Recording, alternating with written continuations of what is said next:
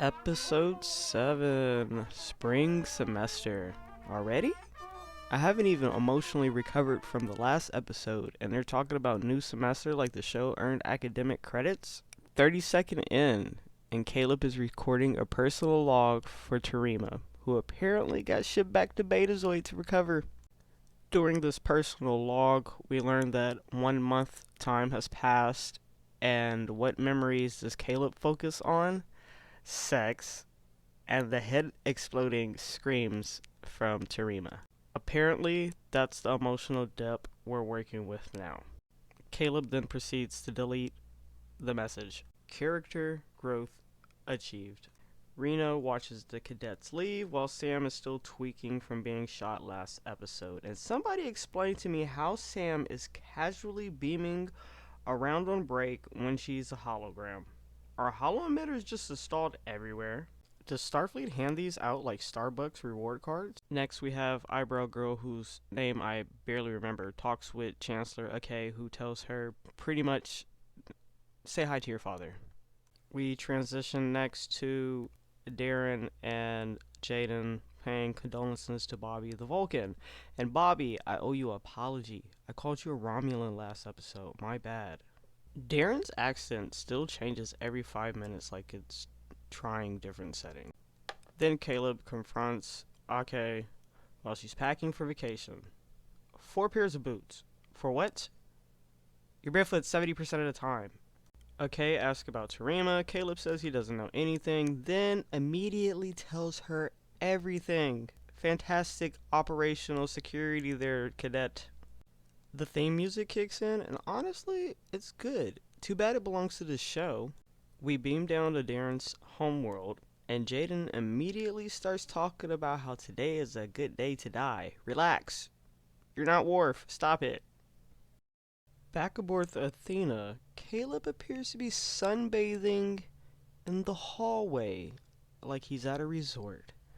Does Starfleet not have regulations anymore?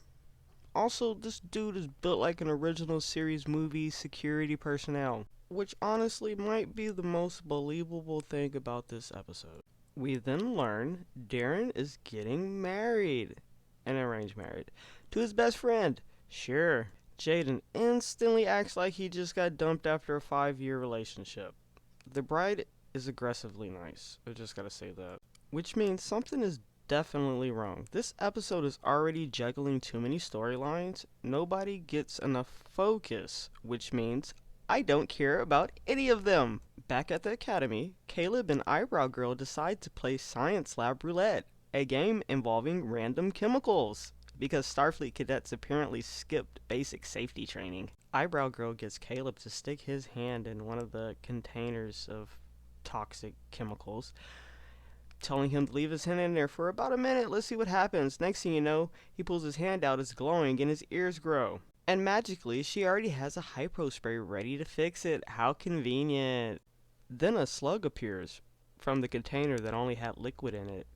And guess what kind of slug it is? A warp slug. Because apparently liquid now spawns faster than light speed snail. Stop it.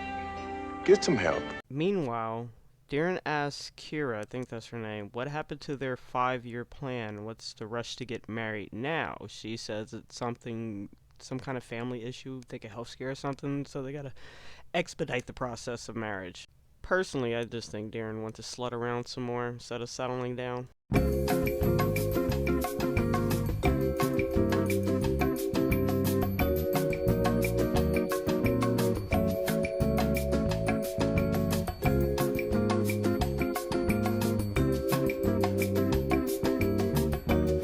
Alright, I'm back. Had to take a little break, watch the interview with Tim Curry discussing his most iconic roles, instant serotonin, then unfortunately, back to Starfleet Academy. We have Darren claiming his feelings for his fiancée never changed, which is confusing considering how much flirting he's done with Jaden all season. Pick a lane, buddy. Back to Caleb and Eyebrows. Caleb shoots the warp slug while Reno walks in arguing on the phone with Thunk, and then she sits down and injects her foot with a hypo spray. It doesn't really explain why. Thunk thinks she's gonna die. Simple-minded. I'm tired of seeing feet. Who else is tired of seeing feet? I don't even want to look at my feet anymore after watching this show. On Kionia, Darren begs Jaden to support the marriage for the duty to his people, which honestly makes sense. Jaden responds by basically trying to convince him he's gay like this is a counseling session. Mic drop moment apparently.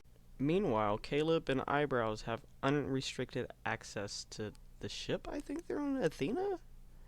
No authorization, no supervision, nothing. Because Caleb has programmable matter, and that solves everything, of course. Turns out Eyebrows falsified parts of her Academy application and manipulated Caleb to access the records. Reno overhears, which leads to Akay being called back early from her vacation. Academic suspension, 200 hours of menial service. Finally, consequences. Back at the wedding, Darren looks actually happy. Jaden shows up dramatically the last second after he's saying he wasn't going to be Darren's Kuzan and gives a speech comparing Klingon weddings. Everybody laughs, of course. Then he praises Darren like a poetry slam contest with unsolved feelings. I genuinely thought he was going to cry. Boy, if you Kiara, the bride, becomes the smartest person in the episode. She knows Darren doesn't really love her. She knows about Jaden, and she refuses to start a marriage built on lies. Good woman. She tells Darren to go figure himself out while she rules the planet. Honestly, respect. That was the strongest writing decision all episode. They return to the academy, Darren unmarried, only for Jaden to immediately run off with the war college guy again. So what was the point? Darren could have stayed married or gotten married and still went to the academy. Caleb and Genesis, finally remember her name, are on cleanup duty per terms of their punishment. She tells him to call Tarima because every storyline eventually circles back to relationship drama. We close out this episode with Caleb recording another log. This time he sends it. He talks about honesty, about lies, about moving forward. The episode desperately wants emotional depth, but instead of digging into real character issues, it just skims the surface. Too many plots, too little payoff. 3 out of 10. Live long and please hire a tighter writer's room.